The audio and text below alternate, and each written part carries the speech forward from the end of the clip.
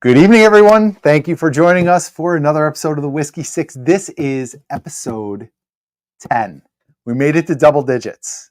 Despite the haters, we made it to double digits. So thank you all for being here. We appreciate every single one of you. And we got a fun show for you tonight. We're going to talk about some really fun topics, a lot of topics that you guys, we want to hear you chime in on. And maybe a little bit of controversy as well. We'll see. But before we get to that, first off, our friend Myron is not going to be here today. So we're really the Whiskey Five plus with our guest. Myron got called to Florida for restoration work. So he is down there helping out with the hurricane, working hard to get people up and running with power. And so Myron, cheers to you, brother. Hope everything's going well. We're missing you this week, and hopefully we'll have you right back here next month. But all the best to you, Myron, and all the best to the folks in Florida who got the double whammy the last couple of weeks. So good luck to you all. All right, so let's do this. Okay. The producer has made the proclamation. We're going to start with our resident cowboy, Mr. Sean Davis from Mash and Metal. How's it going, Sean? Good name. Good. How are we doing, guys? Good to be here as always. Cheers, everyone. Hope you got something good in your glass. Yeah, I'm excited for the show, man. It's going to be a good one. I have some cool, refreshing H2O because we're going dry this week. Hey, good for you. I probably should, but I'm not. You know what? We always try, and then by Thursday, it's like, it's close enough to the weekend. Let's have a pour. So, yeah, for sure. Yeah. All right. So, Sean, I know we're talking about a topic you're real excited about tonight. We'll get to that. I know you're like loaded for this one. So did a whole stream on it. Yeah, I'm pretty excited. All right. Next up, who are we bringing in next, producer? Next up is our friend, America's favorite redhead besides Lucille Ball, Ben Walker. Ben, what is up? I'm gonna give you the applause for that line right there. There you go. Normally I save the intro applause for our guest, but I got to give you one for that. America's favorite ginger besides Lucille Ball. And I might say America's favorite living ginger. There you go. Edging out Carrot Top for the number 2 slot. I love it. The greatest. How you guys doing it? We didn't even know. We have the greatest of all the gingers in our presence. That's right. Fun fact, in college, like our spring concert thing, we saw Carrot Top. He came to my little community college. It was awesome-ish. So. Nice. I love it. Yeah. The producer has said moving on. So moving on, we're going to bring in, with the axe hole and all, America's firefighter, Bobby. America's firefighter. I like the way that sounds. America's firefighter. I like that. You're giving all these good nicknames today, dude. I like this stuff. All right, you know how we got to start this out. Here we go. It's bad act, people. Go. Whoa, yeah, let's get this started. Oh, my goodness. Just brutal axe hole abuse, for sure. Yes. Usually you have to go to OnlyFans for that. So that's right, yeah. All right. And did that just happen now? So Brian was witness to this, right? Were you on the channel when this happened? Yep. This happened. I just live streamed. I did a prelude to this, right? A little starter. This happened during my live stream right before this. Dude, this is the biggest chunk of axe hole ever, dude. This is incredible. Biggest piece of auction this off. That's awesome. Are you gonna sign it? Nice. I have my signed piece of. See that? Look at this. Look at the size. Look at the size difference. You do have a small addition to. Oh, look at that! Look at that! Oh my goodness. Sean's a cat lady. He's awesome. Yeah. No, my wife's a cat lady, and I'm forced to take care of it. But anyway, what's his name, Sean? His name is Stitch because like Lilo and Stitch, because like Stitch, he is absolute chaos. But nice. Yeah, I like that. The producer wants me to know, Bobby, this is the first time you have not had audio problems. So bravo, sir. Yeah. Want to give him an applause for that, Ben? Bobby. I went back to the boom mic. Ah, okay. Perfect. So now Literally, I've been out here for hours before my live stream went, just to make sure everything went smoothly. And Ben, you know what I'm talking about. Literally 3 minutes before I went live, my camera just stopped working. So this isn't even the camera that I was started out with before my live stream. This is a 720p camera. I had a 1080p 4K, a 4K camera that I normally go live with that just freaking stopped working. Just stopped, dude. Perfect. Fun. Dude, Well, it looks good for what it's worth. Yeah, it is. But the audio, you can hear me though, right? That's what counts. I Yeah. guess. We'll turn this into It's radio. honestly better just to hear you, Bobby. So we're good. Yeah. Right on. It is All what right. it is. So let's bring in tonight's guest. One half of the team that hosts what, in my opinion, the best damn produced YouTube Whiskey Tube channel I don't mean producer, I mean the production. I just got a dirty look. Best damn produced channel in Whiskey Tube. We're going to bring in Matt from Whiskey Wisdom. Matt, what is up? What's up, guys? Thank you. That was a nice intro. I mean, I don't even know how I'm going to live up to that intro. That was incredibly nice. Jeez. We're Good expecting God. lasers and explosions and lots of sound effects and all the stuff, Matt. There you go. Yeah. So good evening, guys. How's everybody doing? Good? Cheers. Good. Yeah. Cheers. Doing well. So, Matt. I love, go ahead. Go ahead, Matt. I'm just going to say I love Bobby's Freudian slip. That was beautiful. The actual, you know that's going to happen every once in a while, buddy. Yeah. And, it was after a full live stream. Then I'm into this. I'm like, it was bound to happen. Yep. Somebody's got to go back, clip it, add it to his soundboard. You know, the Bobby actual. Yeah. I wonder if we know anybody who could put that on a soundboard, Ben. I have no idea who would possibly come up with something like don't that. know. Need a guy. Damn it, Bobby. All right. Oh, crap. So before we get started, Matt, when I said like the best produced channel, I really do like. I love everything you do on your channel, and you're like, you have a lot of different segments. It's very organized. I love all your graphics and your transitions and stuff. I really enjoy watching your channel.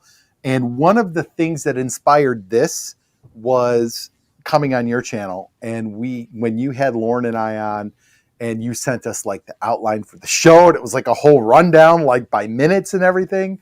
And I mean, it was very, very impressive. It was the kind of effort I did not know people put into doing a YouTube channel like this. And it was really, really cool. So can you tell, and the other thing I'm impressed with is you are, I think, a very strong proponent of like community on Whiskey Tube, like promoting each other, working with each other, collaborating with each other.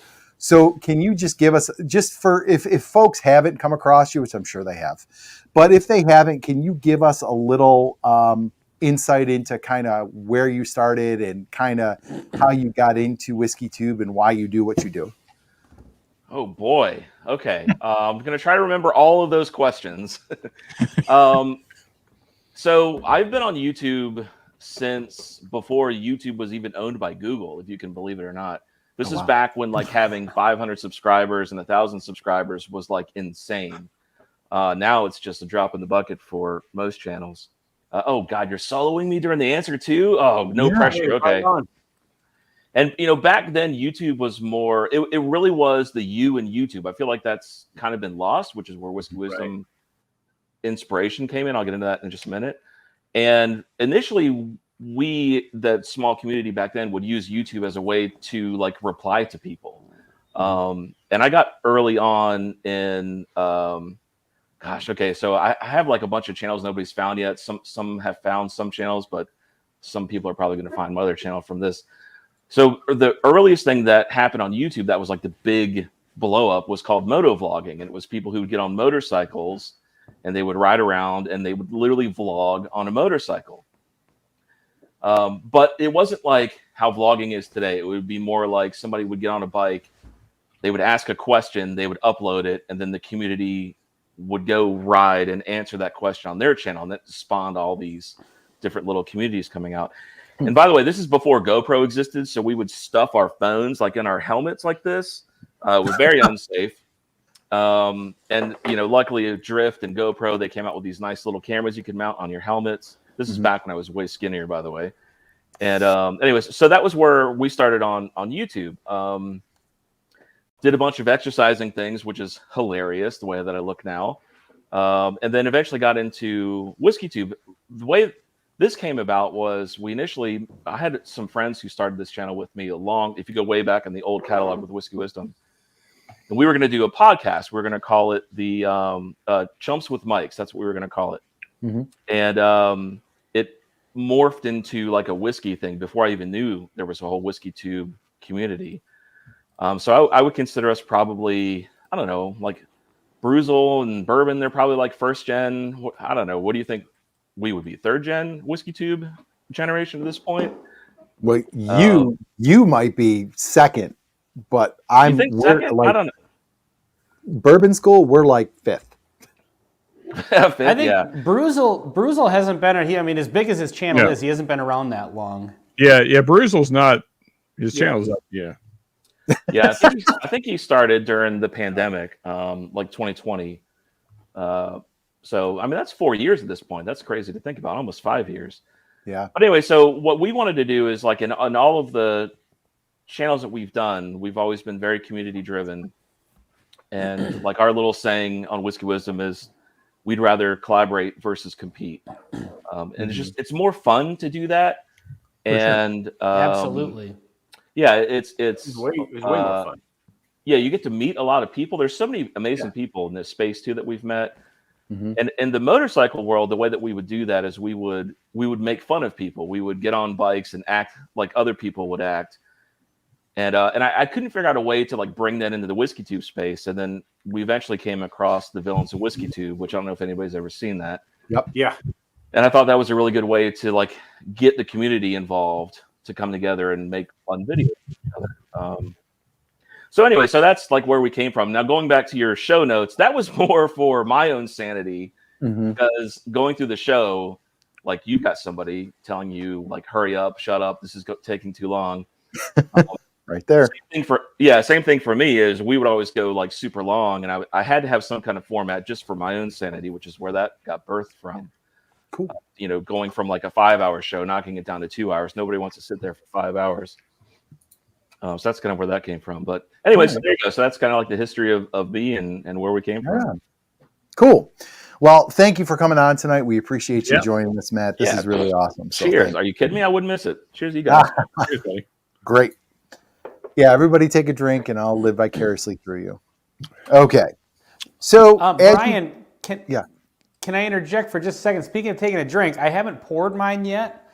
I'm having a little Old Forester 100, but I wanted to pour it on the channel because I am pouring it into my brand new, just received it in the mail today. Nice. Bourbon School, official Bourbon School. I know you probably can't see it, but if you've seen it on their channel, what is this called, Brian? What kind of glass is this called again? It's called a Burns Dram. Burns Dram. Well, this is the official first use, first drink of the Burns Dram, and I wanted to do it with you fine folks. So, Brian, thank you, and Lauren and Marianne for sending this out. It's a pretty freaking cool little glass here. I dig it. Although I can't tell how much I'm pouring in here. Like, what is that? That looks like I can tell you because I when I got them, I was like, oh shit, these are kind of small, and so I poured 2 ounces in. That's what she said. 2 ounces. I've never said that, Ben. So the 2 ounce pour comes like right below the top of the circle, so you'll have a little bit of the circle not covered, and that's 2 ounces. Perfect. Okay. Well, I didn't want to digress too much, but I just did want to call out these cool little Burns drams. So thank you for that. I'm excited that this is the inaugural dram in it. Awesome. And the logo made by my daughter Mackenzie. So our daughter Mackenzie. Yes. What? Jeez, Brian, I'm just going to guess that she put more effort into that than you did. Yeah, a little bit. It's definitely more fun for me. Okay. I was going to say my daughter's going to be her. I'm just saying. When you know what? When she's difficult, she's Marianne's daughter all Yeah, the way. right. There you go. Also, cheers everybody in chat. We got a pretty good group in chat tonight. Cheers, everybody. Yeah, let's see who we got here. Thank you all for being here tonight. We got Piper John with the standard sunglasses, smiley face with sunglasses. Every time he comments, that's what he gets or what you get. I love it. Thank you for being here, Piper John. Keith P., thank you for being here. Dave Vogelsang. Dave Vogelsang is going to find me a Smoke Eye Hill barrel proof. He promised me. He didn't really, but I have faith he's going to. Feel like you're going to be let down, but okay. I had a sample. I loved it. I absolutely loved it. But William, it's probably just my shit palate. So William Ferguson, cheers. Mr. Mom, thank you. Deland, thank you for being here. Cheers, brother. I'm going to do this kind of quick here. The Bourbon Note, thank you for being here. Bourbon Note, we appreciate you. That guy's pretty cool. He's a dick. Jeff Castle, thank you very much. Appreciate you. Cheers. Chris Tatz from Down Under. Got to meet Chris a few weeks back. It was awesome. Cheers, Chris. Chris and Lil both great. Yeah, really cool people. Scooter Van Hooter, welcome. That's my boy right there. He lives in my hometown. I grew up with this guy. Oh, nice. Right on. I love the name Scooter Von Hooter. Scooter, please subscribe to my channel and hang out in my chat just because you have the coolest name. And his name's Scott. Scooter Life from the Patio. If you have not subscribed, go subscribe to Life from the Patio. And just winding up here. Oh, Brian from Buffalo Bourbon Enthusiasts, welcome. Good to see you. We'll see you on Friday, brother. And the Dirty RC Bar. Rick, good to see you, brother. Cheers, Rick. All right. This dude's in Tennessee right now. Oh, get out of here. Is he doing a pick or just visiting? Oh, no. It's okay. So it's work. I said, dude. Okay. So I go, hey, how's your work vacation going? Nice. So I'm like, come on, man. I would have been like, pretty good. I'm at Jack Daniels right now. Yeah, right? Yeah. Right. Hey, how's work going? It's going fine. Okay, whatever. No, he's actually working his butt off. I give him crap all the time, but he's Cheers, Rick. He's doing real work, actually. So, cheers, Rick. Well, cheers, brother. Cheers, you, Rick. Thanks for being here, brother. Do a live Hey, review that whole time you were talking, going down through chat, was anybody admiring my wood? It's very girthy, I have to say. Everybody was admiring your wood. Wood. Oh, I knew someone had something. I knew it. And you know what, Bobby? With the 720p camera, it's like when you were a kid and you had to unscramble the Skinamax channel and you couldn't quite see it as well. That's exactly what it is because you got the 720p camera. So perfect. There you go. Get my wood closer. Look at all those knots and holes. Damn. So it doesn't look like a Minecraft wood. That's some All right, banging wood guys. you got there, One Bobby. thing's for sure, that wood has taken some abuse. That's massive absolutely. wood right there. Massive wood. That's what Bobby's she been said. beating that wood. Okay. Doesn't happen when you beat up an axe hole. You get massive wood. Oh boy. Just saying. Demonetized. That's true. No, we're never going to be monetized. Right, exactly. That'll be fine. All right, guys. So let's talk some whiskey. So our whiskey topic this week, I found a post on Bourbon Real Talk community. And I thought it was interesting. And it was, and I'm sorry if you ever come across this video, I'm sorry, I don't remember the name and I didn't write it on our show notes, but it was somebody who kind of threw out this long post about secondary pricing. So I'm just going to run through it real quick. And then I want us to give our thoughts about some of the things he said about secondary prices and kind of maybe some of the hate that goes towards businesses who charge the secondary prices. And Chat, I want you to ring in on this too, because we really want to know like kind of how you feel about this. This is something I'm very interested in. And so hopefully it'll have some good discussion. So it says, my controversial thoughts on the secondary market of bourbon and other retailers. When it comes to retailers, why are we so hateful towards retailers that mark up products to secondary or even higher than secondary prices? If they are in an unregulated state, they have the right to. Why are we upset at businesses that operate on simple supply and demand? Why be upset with a business that assesses risk reward on an item and decides that their best interest is to mark up a limited product and wait for someone to pay more for it and turn less inventory to increase profit margin? And why as consumers do we feel it's okay to get a product less than MSRP, but not okay to pay more than it? So these are kind of some of the issues the guy brought up. And it really, I think one of you here on the panel with me said this person must own a liquor store. That must be a retailer. So that was Sean. So, and that's quite possible. I don't know. But this could also be somebody who just goes after those secondary bottles and doesn't mind paying the price and is wondering what the big deal is. But so with all that in mind, and we don't have to answer each one of those points, but maybe just give your general thoughts on like secondary pricing in stores that maybe charge maybe what some of us consider ridiculous secondary pricing, and should we direct like some animosity towards them, or should we just kind of throw our hands up and say, hey, that's capitalism, I don't need to shop there, but maybe somebody will? Matt, you can give us your opinion first. Oh my God, you're throwing this over to me first. And the solo, lovely. Yeah, you guys are probably, I don't know, I'm curious where everybody's going to go with this. I'm probably going to be hated for my opinion on this, but I don't mind it. I understand it. I think that without secondary prices, I probably wouldn't have a lot of bottles. I think it's just, if people hate it, then stop buying it. And then those become museum bottles and they'll either have to lower it or they'll never sell. I don't like, there's like two ends of this where people are getting screwed. Like the distillery. So I did a video about Widow Jane on our Patreon where they were talking about how they like intentionally limit some of the bottles in order to, it was Pappy, that's who it was. They were saying that they intentionally make their products scarce. That's like part of their brand. It's like you can't ever find it, right? I think that's kind of crappy. But then on the shop end, they get screwed too because they won't get those bottles unless they push Benchmark 8, SAS products, stuff like that. Fireball. On top of that, Fireball. Yeah, I think that's SAS. Yeah, but they got problems too where like for example, I know a store owner who was so excited that he was getting his first CYPB bottle ever. He wouldn't stop talking about it for a week. It's coming in. I'm so excited for it. It's the first one we've ever gotten. And then I came in later that week and I was like, where's the bottle? He's like, oh, we didn't get it. And apparently there's like a whole black market to this where the truck drivers will sell them on the street before they get to the stores after they've ordered them. So the store owners get screwed on these things too. So I don't know. It's like, it's a tough one. I don't mind it. I would not have a Russell's 15 without secondary. I paid way too much for it, but I could never, ever, ever, ever, ever have one without secondary. I can tell you that. Mm-hmm. Okay. So I don't know. That's my thing. All right. I'm probably going to be the contrary opinion on this, I suspect.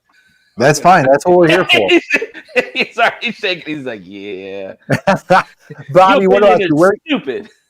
Where are you on this, Bobby? I've been all over the place on this one, man. It was secondary sucks. The prices are too high, but the store owner's got to make something. So, but if they don't sell it, then they're not going to turn a profit. I get all that stuff, but I think I've come around to where if without this where it comes to if you can build relationships with your local areas, your liquor store owners, you're more than likely you're not gonna get the secondary price. You're gonna pay more than MSRP more than likely, but you're not gonna get super secondary screw because the store owners, you've been there long enough. They know you have a YouTube channel. If you there enough and they watch your channel, they're gonna say, hey man, for you, I'm gonna give you at this price. That just and I'm not going to say I don't deserve it because doing this stuff is work. I'm telling you, this is more work than my real job, people. And it's expensive. This probably is more work than real job, and we do it because we love it. And to put in that work to get, I don't know, less than someone that just comes in and says, "Hey man, what you got? You got that? Okay, no, screw you. See ya. You just charge the secondary." Do I like secondary prices? No, but I put in enough work now where I'm not going to get, at least if I go to where people that know me and spend money there, I'm not going to get those hardcore secondary prices. I do picks with these. I'm actually tomorrow, I'm probably going to do an Old Forester pick tomorrow. for a liquor store in about an hour from here. And am I going to pay a full price for that when it comes out? No, because I helped them do his pick. Yep. Because I have and you're YouTube. promoting it. Because I'm promoting it, and because I did. It's free advertising to a lot of people. It is, but you got to do the work to you got to do something to get something. You don't just expect it for free. Do I think now we've seen an E.H. Taylor small batch for like over $800 though. Come on now. That's going to be there forever. What Ben, you posted a standard Eagle Rare for what? What was it? 400, right? Something like that. Dude. Yeah, I saw regular Eagle Rare for 400 the other day. Well, Brian Vaughn, he lives in Minnesota, and he's saying Jim's Liquor in Plymouth has Eagle Rare for 500. I've seen it for 200 there a couple of years ago, and I never went in that store again. No, that's ridiculous. Now, come on. That's ridiculous. Wait, they can keep that. Yep. What were you gonna say on that? Yeah. Do you mind sorry, Bobby? Do you mind if I amend one quick thing to my thoughts? Or append, excuse me. I will say this to anybody in chat or anybody starting their bourbon venture or looking into bottles, and you're upset because you can't afford maybe the really expensive bottles because they're just so ridiculous on the secondary. I will say this: I have some banger bottles from like $50 to $80 that I would throw against $500 bottles all day long, all day long. For sure.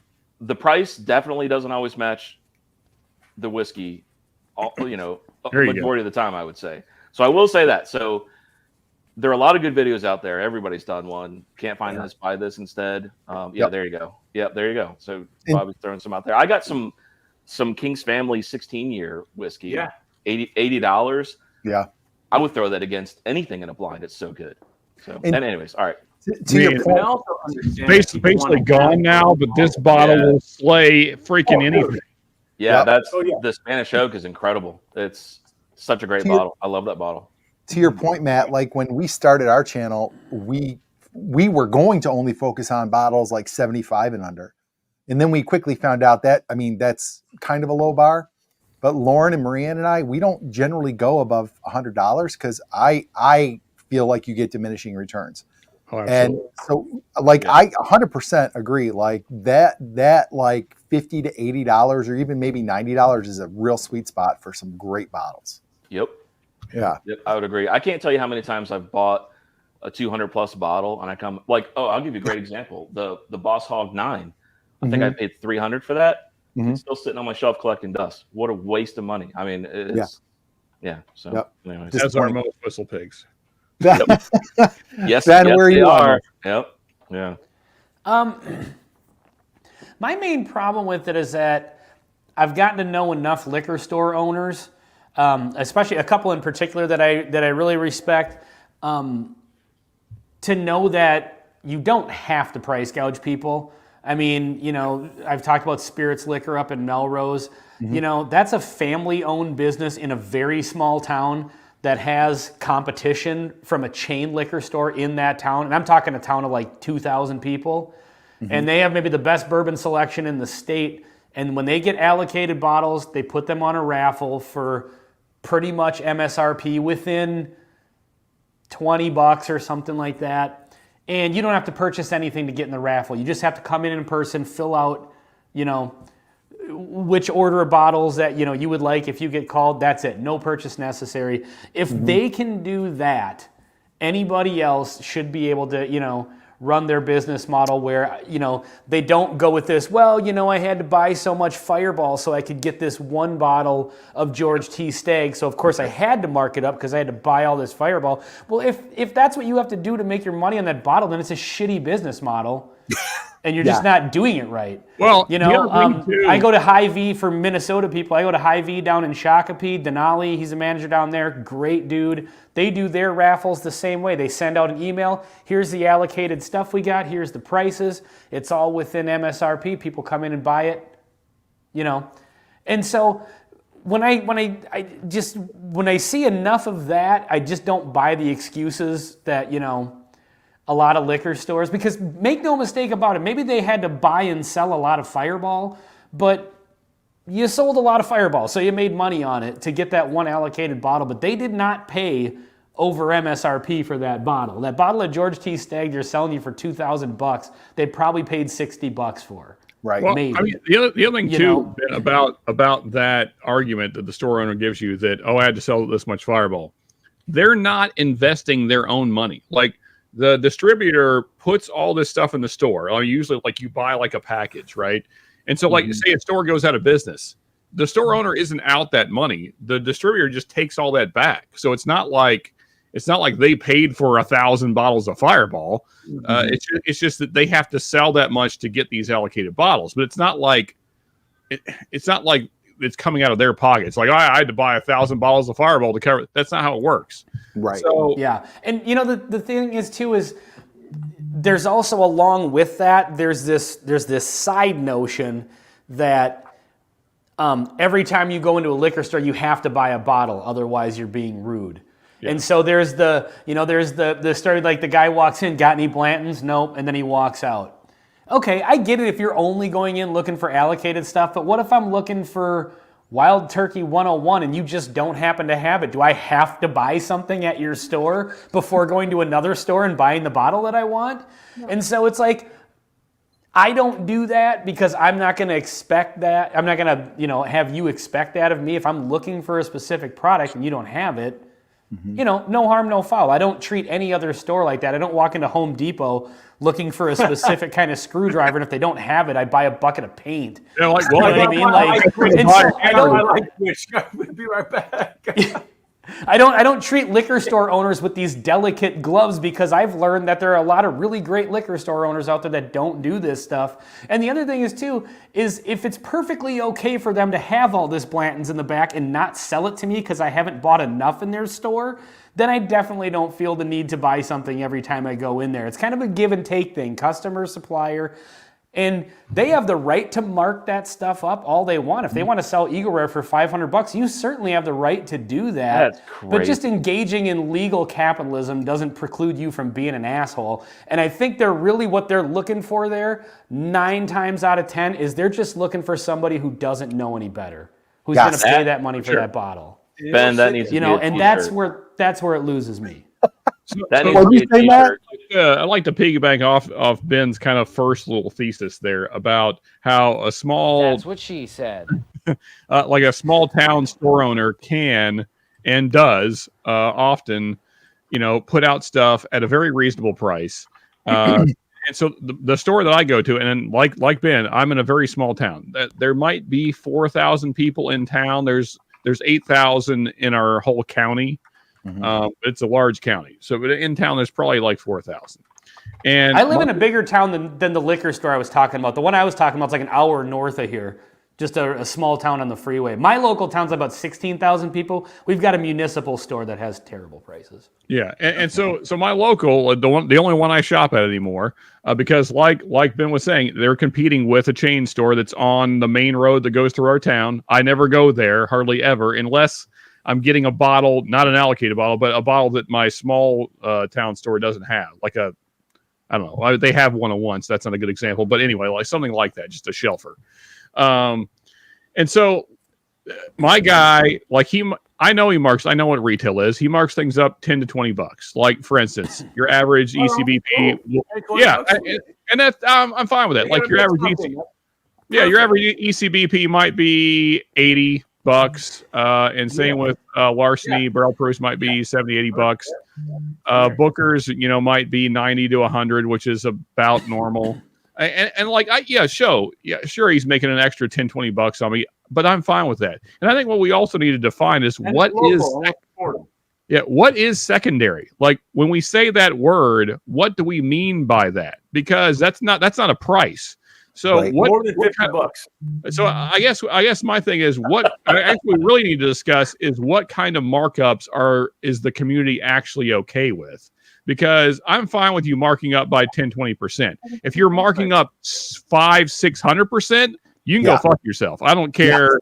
I hope your store burns down, honestly, because that's just like you're a terrible person. Like I hope you get it. I hope like a semi like just drives right into you on the way home. Like you're awful. You're an awful human being. So Brian Fisher from Buffalo Bourbon Enthusiast said that store owners in Buffalo that mark stuff up tell me flat out somebody from out of town will come pay these prices. Yeah. And Yeah. to me, if you're telling that to a local, that just tells a local, I'm not looking for your business. I'm going to go somewhere else. Like, I would not shop at a store like that. Yeah. Like, at all. And then to Piper John had a point back here. He said, I don't mind when an independent liquor store charges slightly more than MSRP, but when a Total Wine and More is more expensive than liquor stores in town, that is wrong. And that's exactly where I am. So my local That's what's happening too. Yeah. I'm in a little store. I'm in a little town. My local shop, we've got a great relationship with them. And with her, with Kathy.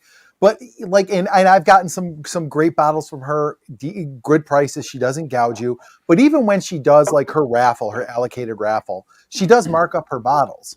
But so like for her, like a markup on a Blanton's is like $75 maybe.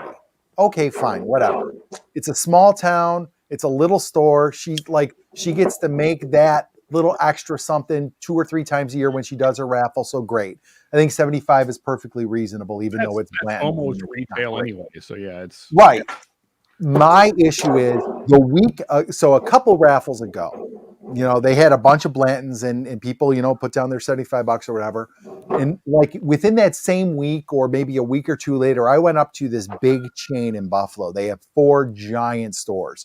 So it's like a Total Wine, but they're a local chain. They're big. And I see Blanton's, and they did have some on the shelf for $149.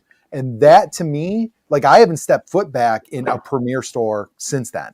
Because to me, that is this big monster of a chain is charging double what my little shop in town is charging. And she's already making a little bit extra on it. Like that is where I draw the line. Like when you're a big monster and you're charging, 200% for a bottle of Blanton's, that I'm out. That's actually a pretty good deal. I got one locally that's $200 for a Blanton's. You can come get it. It's still sitting there. So I'm sure. I like the idea of talking about secondary prices, what we would think is acceptable.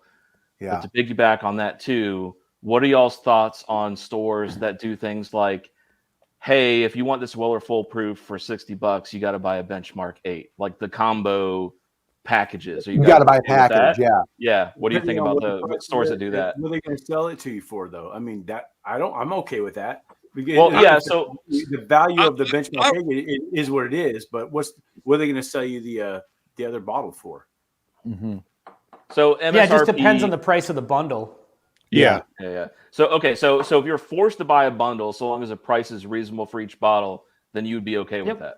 Yeah, I'm down with that. I know they got a new product. I know they got to buy a certain amount to get those bottles. So I'm okay with that as long as they're not raping me out of the bottle too. Yeah. Because here's the thing. At least at that point, you're getting something for the extra money, and then B, it does kind of shut down that argument of we had to buy X amount of Fireball to get these bottles. Okay, sell me a bottle of Fireball with the bottle, but give it both to me at MSRP or $20-$30 above, and I'll buy it, and then you'll move that Fireball. Well, Bobby, the point I was going to make was if you're going to bundle things, then bundle like things. I don't like bundles where it's like, here's some vodka, which I'll never drink. Here's some gin, which I'll never drink. So if you're going to bundle things, then make it all bourbon. If you're bundling, I would agree. Or maybe you got some high end tequila, then bundle a bunch of tequila together. Don't make me buy things I'm not going to drink though, because then I'm just wasting money. And also make it a value. I agree with that. Don't upcharge me for the bottle I want and then make me buy something that I don't want. Like the package has got to be reasonably priced, and it's got to be something I can at least do something with. Like I don't want to have to buy a bottle of Fireball. So like in those cases, I probably wouldn't buy a package because I don't want to be forced to buy something I absolutely don't want. I get Benchmark that. 8, I could do something, maybe mixers, I don't know, something like figures. Benchmark 8 is, oh my gosh, it's so bad. Oh God. I don't know why they don't just stop making that and just turn all that into Buffalo Trace and Eagle Rare, and we can be done with all this nonsense. Everybody knows how much crap I talk about Jack Daniel's Old Number 7 a while back. This is Bad Axe and I did a blind on. I mean, you could tell which one is which, but I did Old Number 7 and Benchmark 8. Oh my gosh, that Benchmark 8 was such crap. I liked it was Old Number 7 from Jack Daniels was better than Benchmark 8. Benchmark 8 was such horrible juice. Sorry, it's just really bad. Now, Bobby, this was granted 2 years ago before inflation hit, but if I recall right, on my Benchmark 8 review, I said something like, if you need to get hammered and also need to eat, and all you have is $10, Benchmark 8 is the bottle. I would agree. I would still agree with that. I would agree with that. That's for keeping people without homes warm on park benches at night. That's what both of those are for. Yeah, if you need to like hit the McDonald's dollar menu and a Benchmark 8 bottle, then there you go. You can eat. Is it at least? Now I've never had the 8. Is it at least better than Kentucky Gentleman? Are you doing? Does everybody here have Old Number 7 and Benchmark 8? Because we could do this right now. I do not. I don't have either one. I don't buy them. You're so lucky.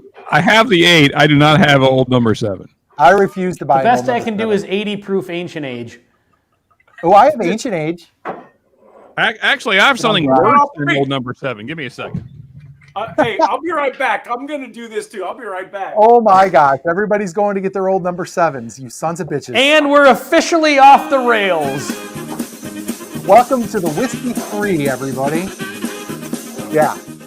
So this is a good time to transition while these guys, and I just mean topics. Well, there's something I've been meaning to talk to you guys about. On a very special episode of the Whiskey 6. You're never going to pull it off, Ben. It's about to become the Whiskey 7. So I don't have Old Number 7, but I have the worst product Jack Daniels has ever made. So I don't really think it's terrible. That tastes like Cheerios in a bottle. If Cheerios were mixed with Play-Doh, Cheerios made from Play-Doh. Oh, hell no. I cannot believe you. All right. So while we're all pouring ourselves Sleep. swill, triple mash, Old Number 7, Benchmark 8, we're really classing it up here, guys. So and we'll do this quickly. By the way, it's just not that it matters, but this is a fresh crack of Benchmark 8, so I'm going straight from the neck. Oh, wow. Yeah, this is the best it's going to be right here, buddy. Well, hand it off to a homeless guy. He'll appreciate it. we're going to have to get a Benchmark 8 and do it. Is it that bad video or There's short? no way that. Oh, I forgot how sawdusty Benchmark 8 is. Can't be worse than the Curveball barbecue whiskey. Now I'm getting a Play-Doh. Hey, you know what? Benchmark 8. Brian, we actually, Greg and I on a live stream back when we used to just like drink weird stuff on live streams, we got a couple of little mini bottles of that. Yeah. And we tried some of the cocktails on their website. Okay. That Screwball barbecue whiskey makes a hell of a Bloody Mary. No kidding. A little Worcestershire sauce, and yeah, it actually is pretty good. All right. So if you have a bottle of that, you need to get rid of it. Experiment with that. It made a pretty decent old fashioned as well too. It's like the old fashioned had the Worcestershire in it, I think, as well. Oh God. I gotta say, so doing the Triple Mash and the Benchmark 8, the Triple Mash tastes like grape flavored Play-Doh, which I expected. And Jack Daniels just insists on sending stuff through their stupid ass charcoal that nobody wants. They keep doing it anyway. And then Benchmark 8 just tastes like slightly sweet water because there's almost nothing there. Proving that So I mean, it's not good, but it's not offensive. It's just kind of meh. Benchmark 8's not great.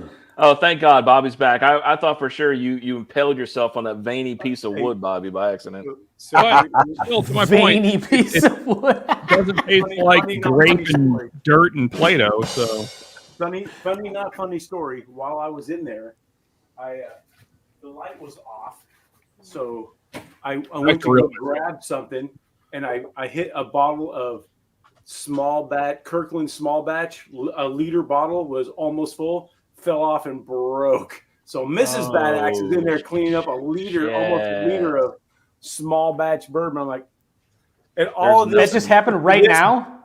Yes. So all of that was for this bullshit. Bobby's right hammered. There is nothing worse than cleaning up liquid and glass. That is the worst. Well, At least we're getting great content out of the sacrifice that you made. That's right. Also, the nice thing is when you cut yourself, it's instantly sanitized. So, Right. Yeah, Bobby, can you take your Axhole camera in there so we can watch her clean it up? Right now.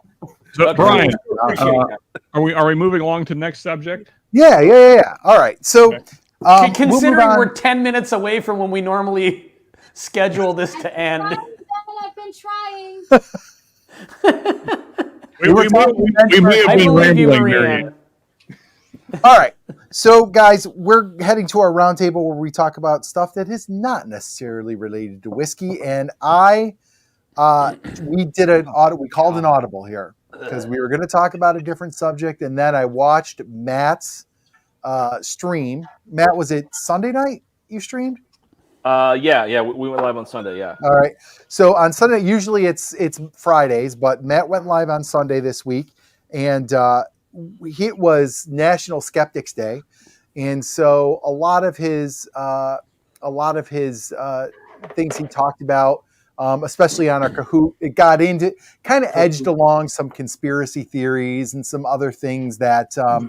Would probably have, the guys in the black suits show up at his house if he talks about them too much, but we're going to do it here. So I figured it would be fun to talk about what is your favorite conspiracy theory. And chat, we want to hear from you on this one. Please. Of all the conspiracy theories out there, which one is your favorite? It could be because you think it's just entertaining as hell, you think it's funny as hell, or its proponents are funny as hell, or it could be one that you think is legit. So however you want to frame it, what is the conspiracy theory that you would consider to be your favorite one? And we'll start with Sean. Oh, okay. I mean, where's the solo, Brian? Come on, you got to solo him. She's got it. Here we go. All right. For those that don't know, I love conspiracy theories, and also calling them conspiracy theories takes away the credit from them. So let's just call them reality. But here we go. But so in the spectrum of reality, so we got the JFK assassination, definitely done by the CIA, which was probably due to the whole Cuban situation. We have the not so conspiracy theory because it's definitely like fact now. The CIA running drugs from South America into black communities in America. Yeah, the crack epidemic. Rapid fire. 9/11. But since it's kind of like current events, let's go with HARP.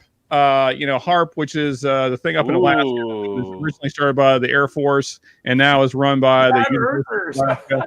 And what it supposedly does is, changes the ions in the atmosphere and controls the weather, which is always fun. And of course, there's a lot of people right now talking about how these two recent hurricanes may have been manipulated to hit certain areas. Oh, So here's something that I didn't realize, Sean, was that this HARP, by the way, if anybody Googles it, it's HAARP, is not the first attempt at weather manipulation. Apparently during the Vietnam War, I learned this just recently, the Operation Popeye, they were throwing some kind of like sodium chloride or some crazy stuff into the clouds to extend the monsoon season. So we've been doing this since Vietnam. Yeah. Actually, as of recent. Several different iterations of attempted weather control. Yeah. But now we're just guiding it to exactly where we want it. Right. Yeah. Hey, let's drop some stuff over here and create something. It happened. I mean, now if you look at some of the right here. If you look at some of the technologies, like when there was all these UFO reportings from the F-117 back in like the 70s, right? Mm-hmm. So that plane has been around since then. To this day, in 2024, they still will not release pictures of the cockpit of that plane. And that plane's what is 70, 80, 90, 100, 60 years old at this point, right? You're talking about the SR-71, not the F-117. No, not the SR-71, the stealth bomber, the F-117, right? The big triangle one? Yep, yeah. Which, by the way, is so unaerodynamic that it requires computers to fly for you. Iron. It basically looks like an iron. Yeah. So we've had that for that long, Nighthawk, and they still won't release pictures of the cabin to this day. So imagine what we've got now in 2024. I mean, right. Supposedly the new thing is coming, and there's like pictures online. Who's been in it? Who's been in the cab of the cockpit? Wait, have you really, Bobby? Maybe. Brian, hit the rumble button quick before your show goes down. I can't confirm or deny that. So, all right. So, legitimately, you can't. F1, F-22s. So Bobby, I heard a rumor. Maybe you can confirm this. I don't know if this is true.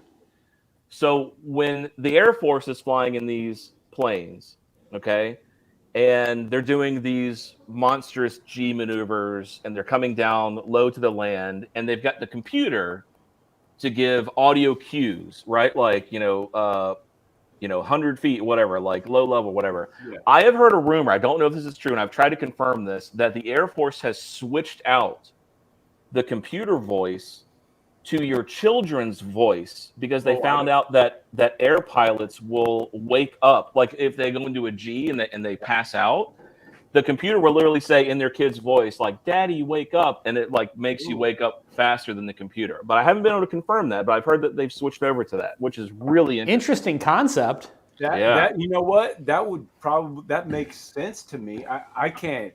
I feel like your wife. I feel like your wife's voice coming on saying, "Did you take out the trash?" would be equally as useful. Yeah, maybe. I haven't heard that one actually, but I could see where that would make sense actually. That would make sense to me, but I haven't heard that one. But so Matt, what about you? I mean, you got a little bit into UFOs. Is that kind of your wheelhouse there? I think my favorite one, and I think this maybe, he went through so many that are so great. The moon landing is so interesting. Look, come on, man. Hang on. Just hold on. Let the man speak. No, hang on. I'm not going to go into the moon landing. I want to say one thing. No, Matt, please do. Please, a little bit.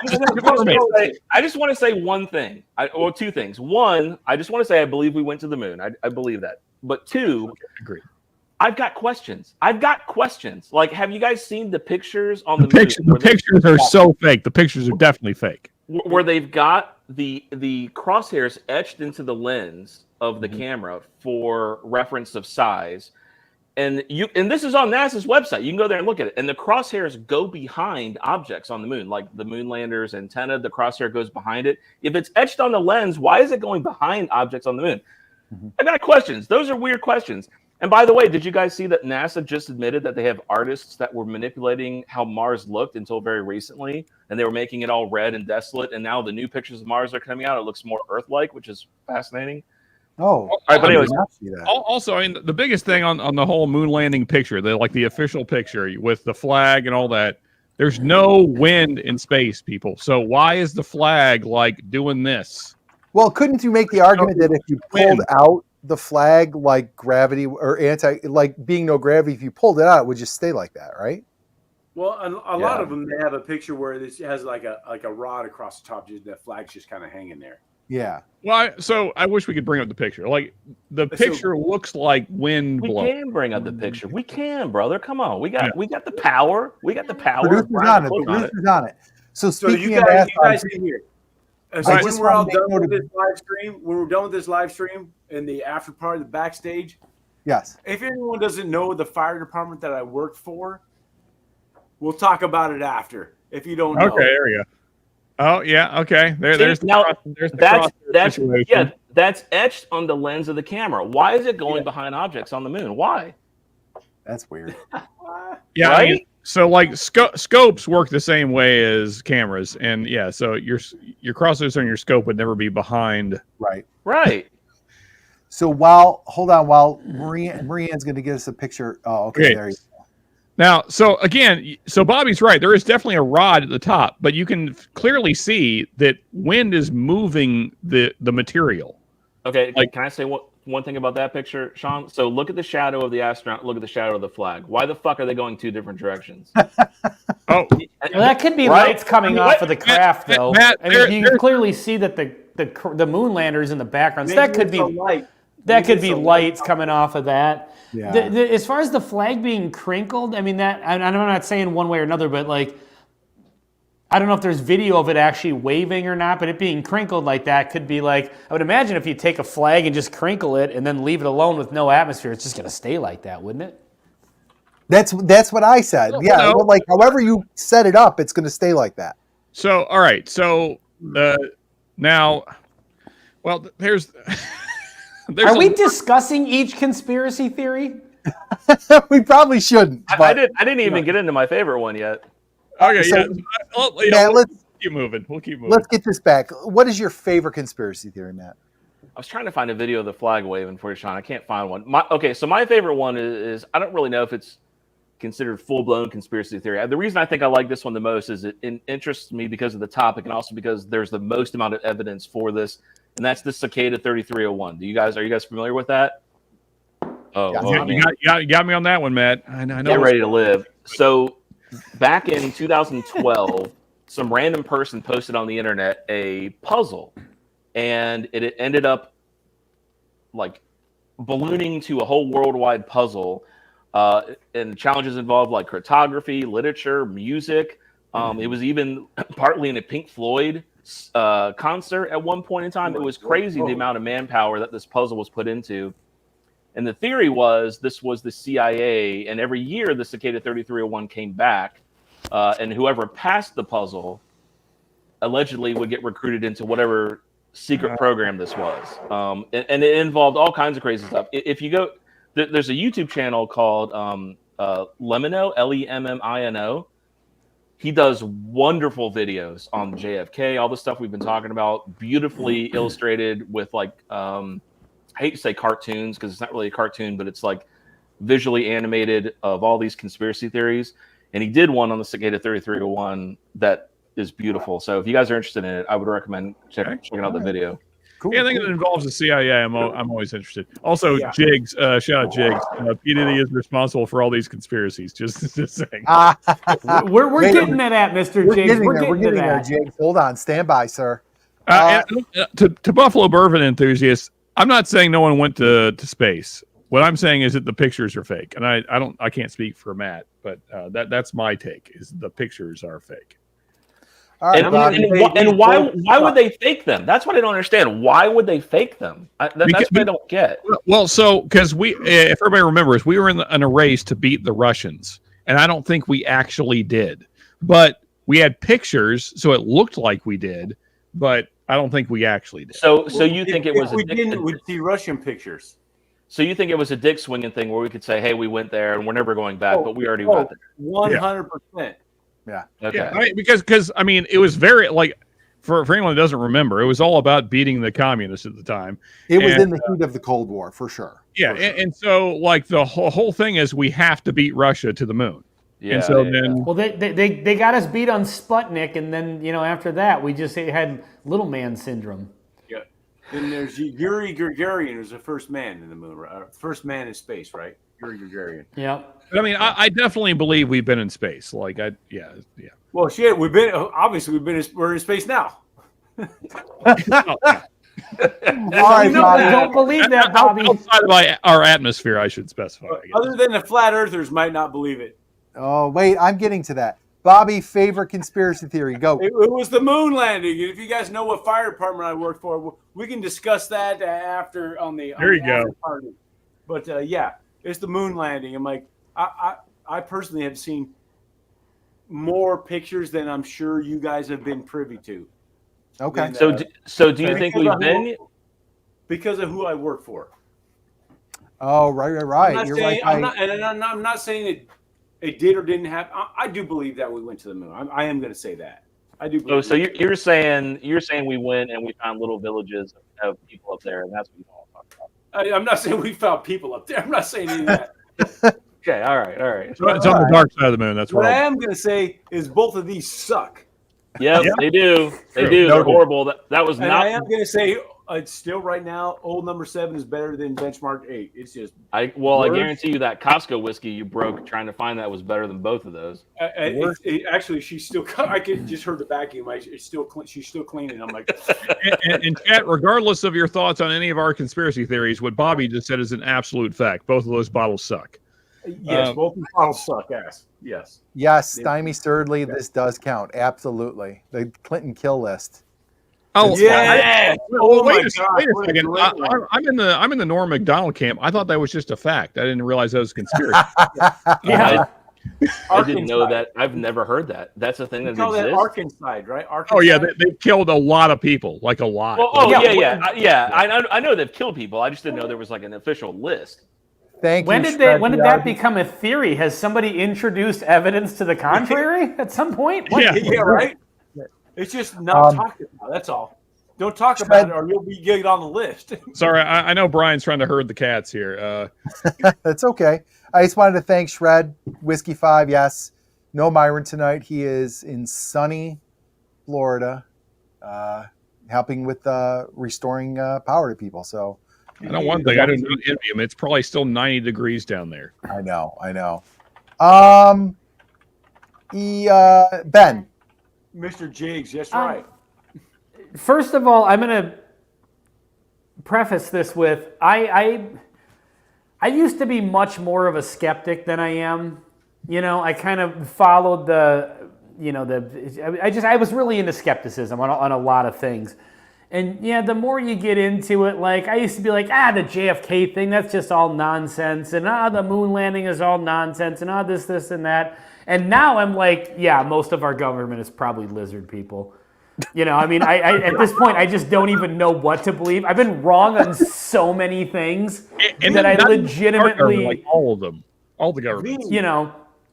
So I'm almost to the point that, like, so many of them have come true, at least true enough, where it's like, okay, there's definitely room for... Like, does anybody doubt that the Kennedy assassination was not what they told us it was at this point?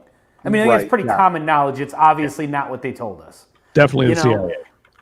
So, yeah, for sure. And so now I'm at the point of, like, I almost don't believe anything one way or another, but I got to go with, like, and this is my favorite conspiracy theory just because I think it's the dumbest one. I'm just a classic. I think Flat Earthers is the dumbest conspiracy theory. Oh, for sure. Yeah. Of all time. Of all time. I remember there was a... And real quick, this is the only explanation I'm going to give on this, or the only side note.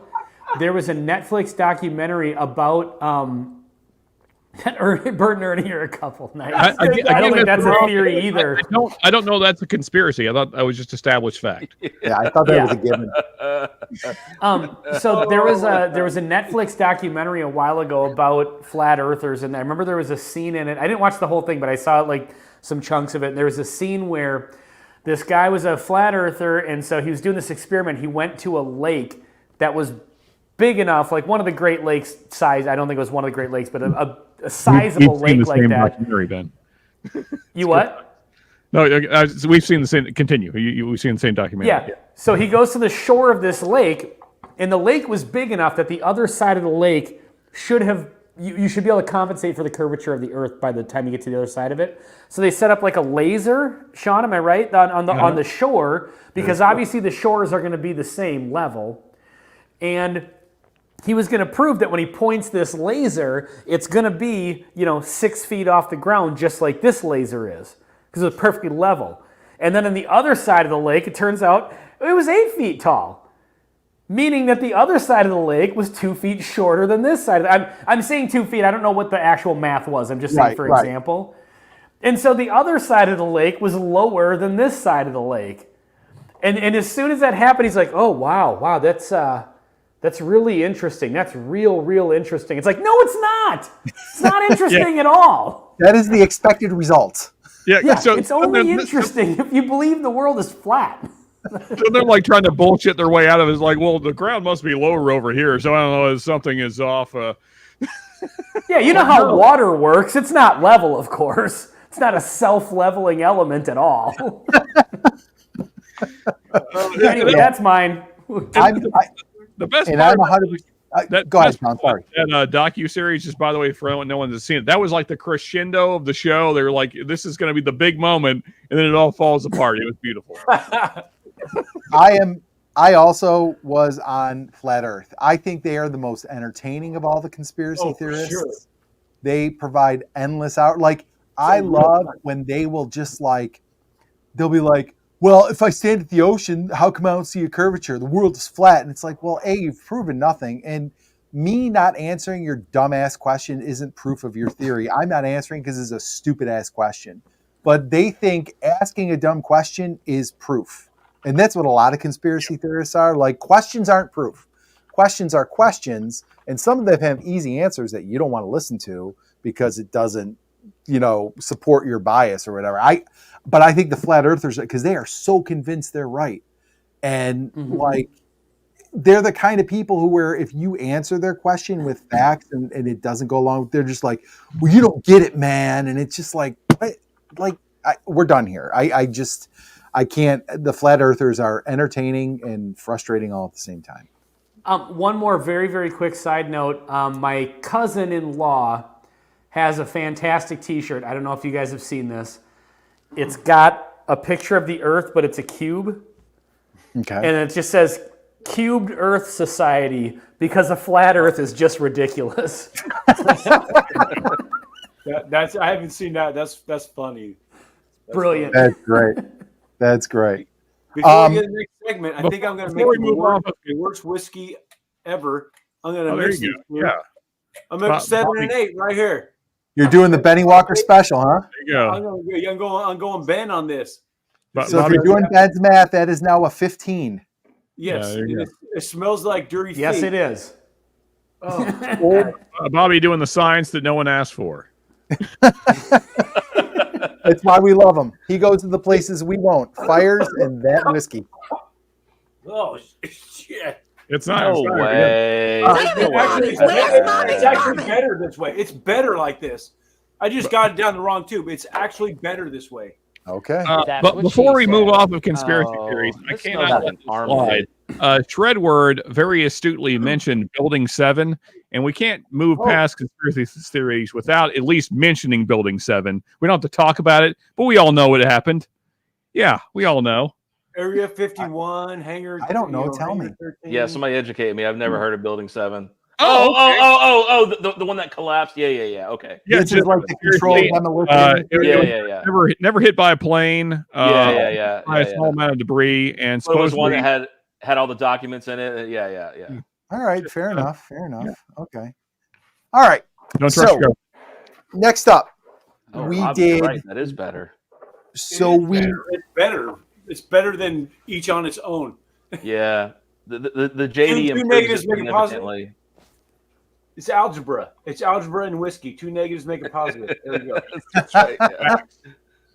Wow. Bobby dropping knowledge on us. So, guys, the Puffy list yet to be released. It's the Diddy list. The Diddy list. Oh, I have Puffy. Diddy. Sorry, I forgot. He's Diddy now. I believe he's brother love at this point. No one can keep up. Yeah, who knows? Brother love. I mean, legitimately, that's what he's been calling himself. I'm not making that up. Oh, Is that real? Oh my God. wonderful. So the question is, You expect a guy named Brother Love to have 1,000 bottles of lube. Yeah. You know? Brother love a long And time. don't forget these 784 dildos. It's a lot. It's a lot. Well, yeah, that's just a given. the diddler. Yes, Can you- Mr. Mom, the diddler. Can you use baby oil? So originally it was top 3 celebrities that you think are on Puffy or on Diddy's list. Do you want to do like the one you hope is on Diddy's list? Yes, because I have one. Well, I have like 10, but yeah, sure, we can do one. So let's do. Sorry, go ahead, Matt. I don't know about the one that I hope, but I have the one that I think is most likely to be. Okay, perfect. So let's do it. Let's frame it like that. The celebrity, just for shortening it up a little bit, we'll do one. The celebrity you either hope or really think is on Diddy's list. All right, Let's start with Bobby. I'm going to say Justin Timberlake. I think he's on there. Oh, Really? Oh. I'm just saying. He's saying. I was going to say J-Lo and Will Smith and all that, but I think the one that sticks out, that like people are like, oh, whoa, really? I think Justin Timberlake might be on there. all right. I have some interesting video, Bobby, of Justin Timberlake and P. Diddy talking. It's interesting. And P. Diddy's licking his lips the whole time. It's real. He's hungry. And yeah, and this is back when he was like really young too. So In sync days. you That's might what be he right. said. Yeah. All right. Ben, thoughts?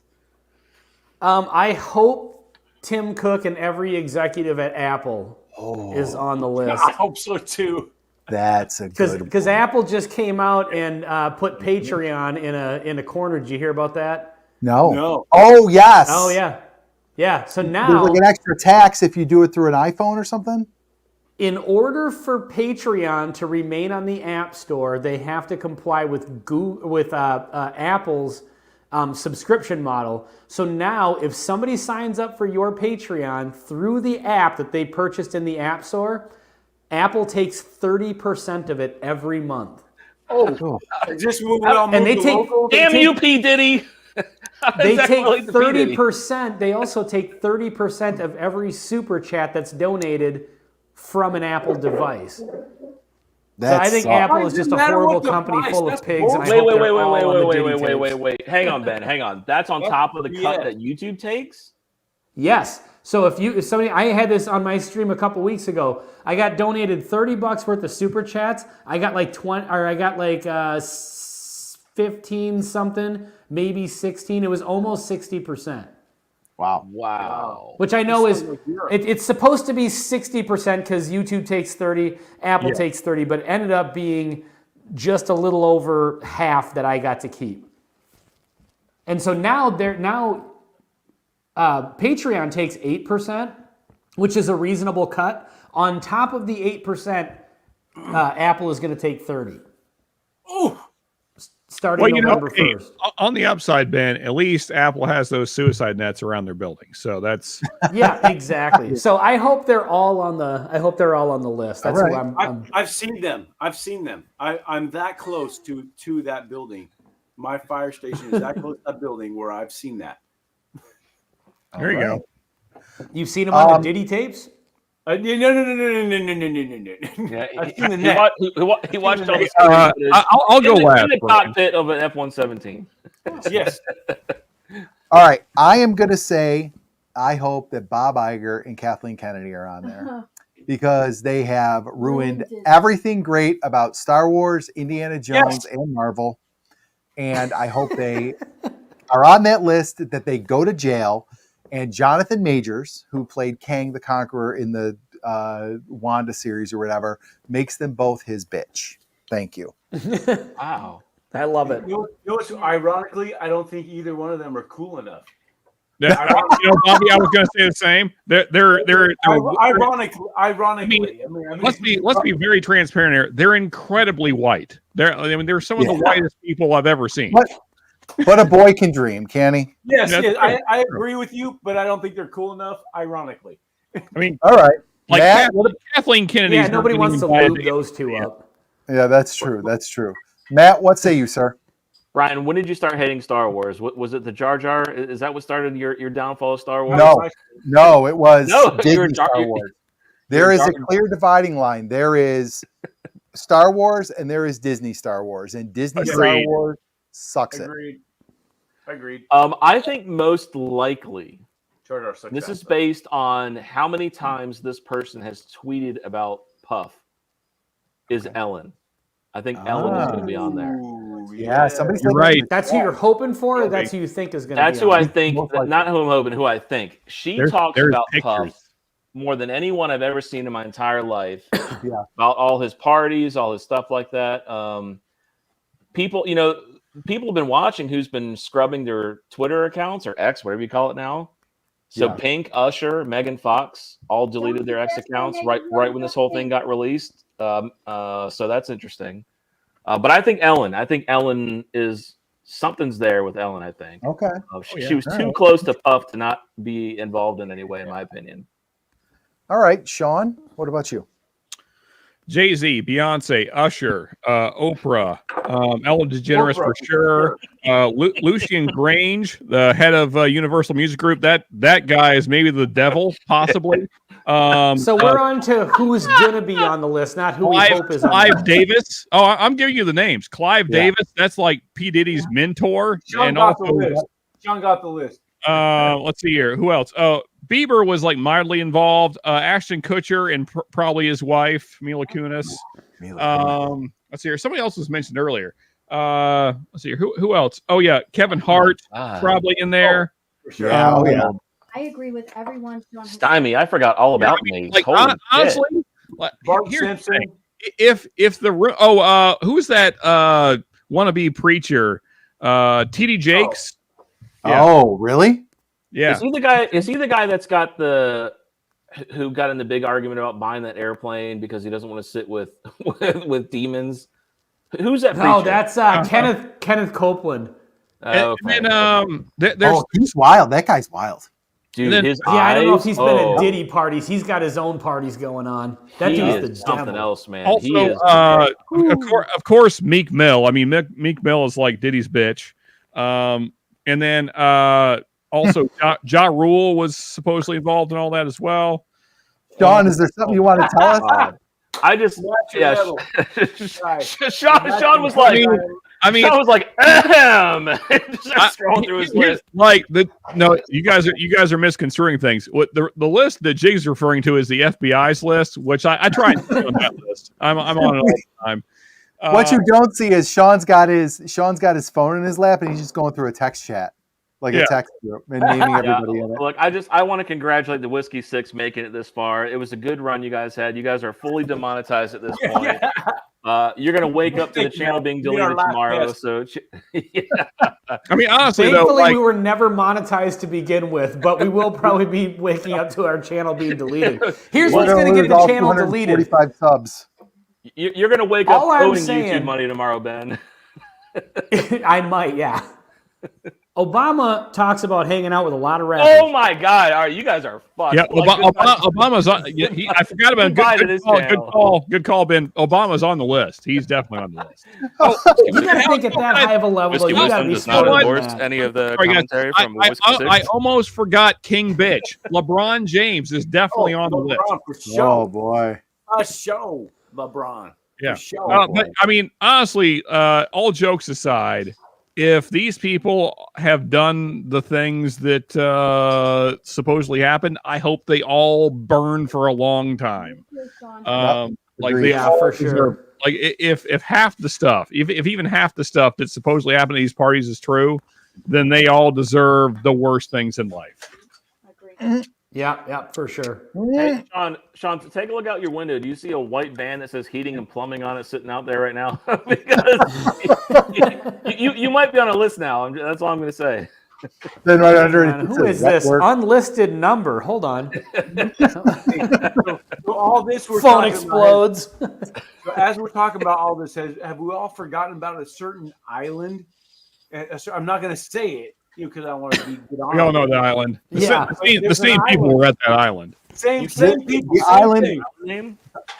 The island that belonged to the dude who didn't kill himself. That one. Okay. Right. Yeah, Same- and none of those people got in same trouble. people. So I mean, who knows? Maybe nobody will No. get in trouble for this one because apparently Them rich and getting in famous people trouble can is just do all whatever they wishful want. thinking. It's all wishful thinking. They're never going to get in trouble. Hey, Sean, this is way better than old number 8. I mean, Benchmark 8 and old number 7 mixed together. This is way better than that. I'm telling you. All right. I would say I'm surprised, but I mean, obviously. Way better. All right, guys. Let's hit the rapid fire. So this is where you just give us a question. Quick 1 or 2 word answers if you can. All right. If we can get this done in 5 minutes, we've only gone a half hour over schedule, which is pretty good for us. No, we're good. We're good. 10:30. 10:30 is the schedule. 10:30. Yeah. Oh, it is. Okay. We've got this. Bobby, rapid fire. What do you got? Did Caitlin Clark get screwed without not being a unanimous decision for the WNBA? Not anyone cares about the WNBA Rookie of the Year. Did she get screwed? Yes. Yes or no? Yes. I don't know enough about WNBA to have an opinion. Sorry. Caitlin Clark. Yes. Everyone knows who Caitlin Clark is. Yeah. Oh, yeah. Absolutely. Yeah. I know all about her. Yeah. So 3 Okay, the yeses fact and, that you know who she is means she got screwed by not being Rookie of the Year. She's the only reason anybody's She's paying Rookie of the attention Year, to but the she should have been WNBA. unanimous. Who was the one who Yeah, got Rookie of the unanimous. Year? That's true. One Yeah. vote against her. right. Who was Just- the one who just got to- Rookie of the Year? Just a shit in her cereal. Yeah, exactly. Sean, rapid fire. Go. Okay. We're gonna stick with a kind of a basketball theme here.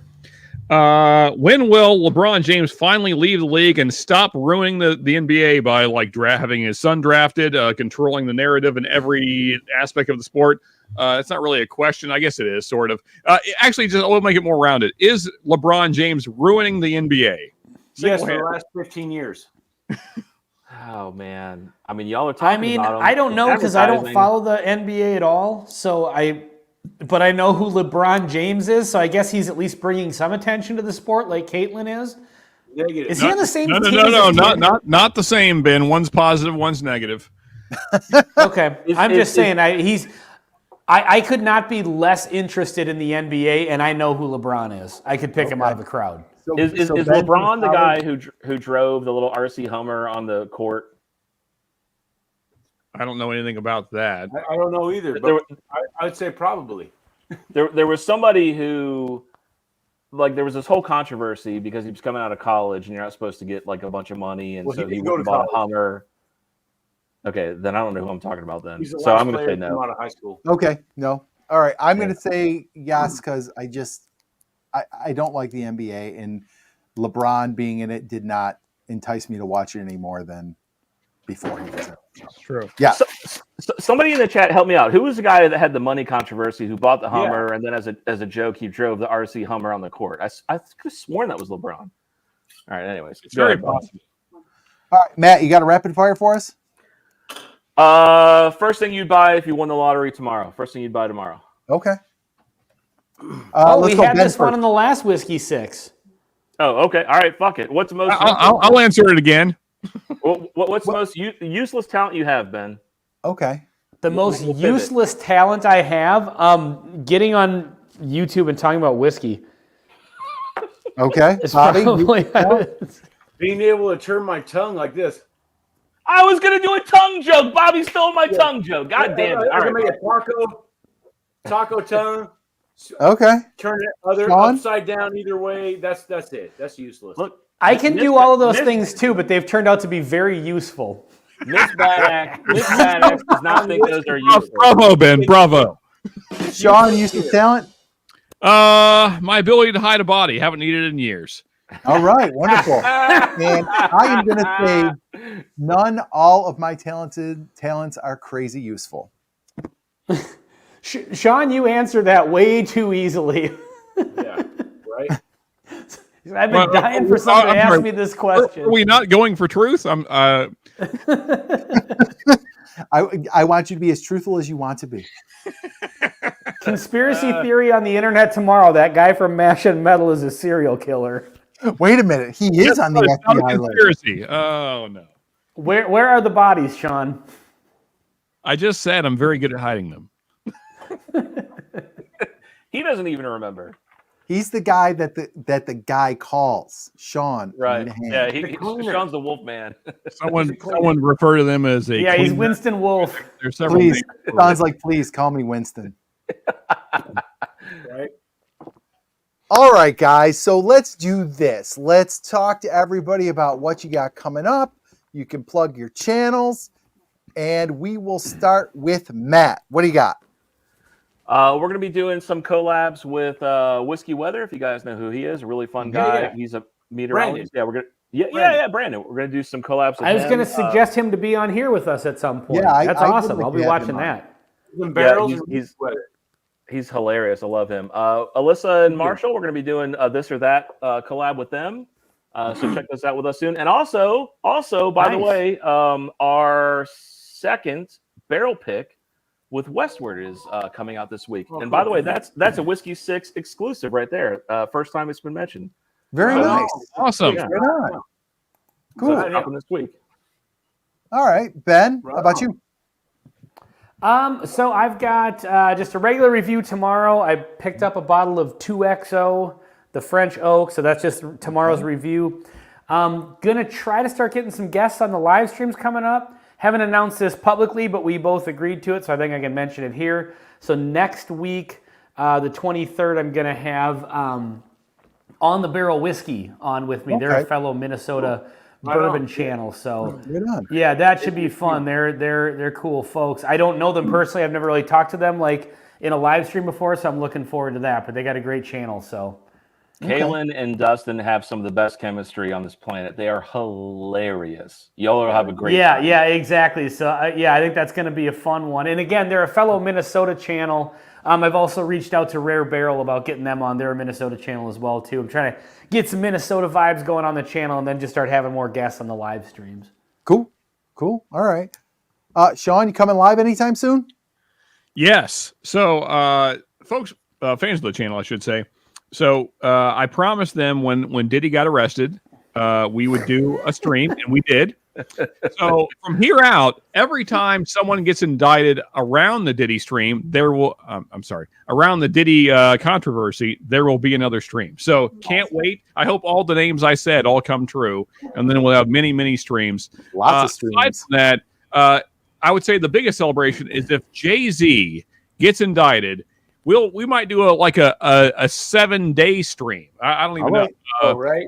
Just nonstop streaming for 7 days, something like that. Yeah, we'll have to see. Excellent. I will watch. I will be watching. Bobby, what about you, brother? I got so much stuff coming up. Oh my goodness. I don't know. Yeah. So I do have this. I got this little guy right here. We just did an old Louisville pick at a store up around Buffalo. We did a French oak, and it is fantastic. Dude, can't wait for that one to come in. Got this little guy right here. Yeah. From Pretty DRC. fancy. Dirty Rick Cruz. I'm going to open this sucker right here. Give it a little sip. I do have some stuff coming up. I got probably, I've been invited to do an old... A Diddy party. Don't go, Bobby. No. It's an Old Forester single barrel pick tomorrow. I've been invited to go do that. I think I'm going to go do it. I haven't really made a decision. It's about an hour from here. Old Forester single barrel pick could be part of that. That would be kind of cool. Nice. So that, and I'm coming, dude. I'm creeping up on 10K. Once I hit 10K, we'll have a super live stream. Matt, I need to talk to you about that, about getting this thing more automated. Love to, brother. You need to help me. I know I've talked to you. Before, but we actually got to talk about it. We got to collab at some point in time. I feel like we've been trying to collab for like 2 years. Yes. Actually, you sent it out to me. For the last minute, I couldn't do it. But yeah, I need to get on your. I mean, if you guys will have me, I'll be on your. I'll get. Oh, come on! If we'll have you. Look, anytime you want to do some automation stuff, I'm more than happy to help you out. Just let me know, Bobby. All right, on, man. Can I interject real quick and just say that Calvin B wins the chat for tonight? I'm assuming this was in response to Sean talking about says more streams than an R. Kelly party. Hell yes, Calvin B. It took Marianne a second, and she went, ew. This is crazy good, by the way. Incredible. Right, Louisville is good. That French oak pick we have coming in at Midnight Liquors is fire. It is really, really good. So we've had an exciting week. We hit 2,000 subscribers this week. Woo-hoo! So we will be doing a big 2,000 subscriber celebration, hopefully early November. A little busy the rest of this month, but we'll get out there hopefully in the next few weeks. So stay tuned for that. And we have another piece of good news. I said this on the Baker, so if this is repetitive to some of you, I'm sorry, but we had the distributor, the rep from Cathead Distillery reached out to us through Instagram and asked us if we knew of a store. They just got distribution in New York State and asked if we knew of a store that was going to that'd be willing to have a barrel pick. And I went to my friend Kathy up the street and we worked it out, and Bourbon School and Sheridan Liquors are going to have the very first Old Soul pick in all of New York State. And that should be before Thanksgiving. So we're real excited about that. On the channel, we've got reviews on Mondays, lists on Thursdays, Patreon, all that good stuff. We do mystery box and all that. The ladies are going to don their Halloween costumes and do a Halloween cocktail video for the week of Halloween. So that should be fun. So we'll have the ladies of Bourbon School on, but a lot of fun. So that's what we got coming up on our channel.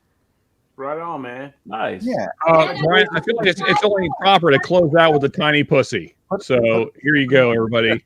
Here's your. You guys Hold on, are we're just, gonna follow look, you. man, You go. Look at that guy. I am so honored you guys chose me to have on your last show ever. Sean ends it with that. That's amazing. I appreciate that. And here comes Bobby's veiny piece of wood. Thanks, Bobby. That's a right. tiny pussy and a girthy piece of wood. Now, regardless of which way you swing, we have you covered. That's right. There you go. There we go. This is the one that's going to do it right here. I'm leaving my That's the wood one right that's here. shutting us down. Cheers, everybody. Have a great night, y'all. Yeah, cheers, Guys, thank you all for Cheers, watching. everybody. Go subscribe to Whiskey Wisdom, Bourbon Note, Bourbon School, Mash and Metal, Bad X Bourbon, and Bourbon Drop. Myron, we missed you tonight. And make sure you hit the subscribe button for this channel right here, the Whiskey 6. Hit the like button. It takes 2 seconds. Hit the like button. Hit that like button. Hit it. Thank you all for being here tonight, and cheers, everybody. Cheers, guys. Cheers, everyone. Right.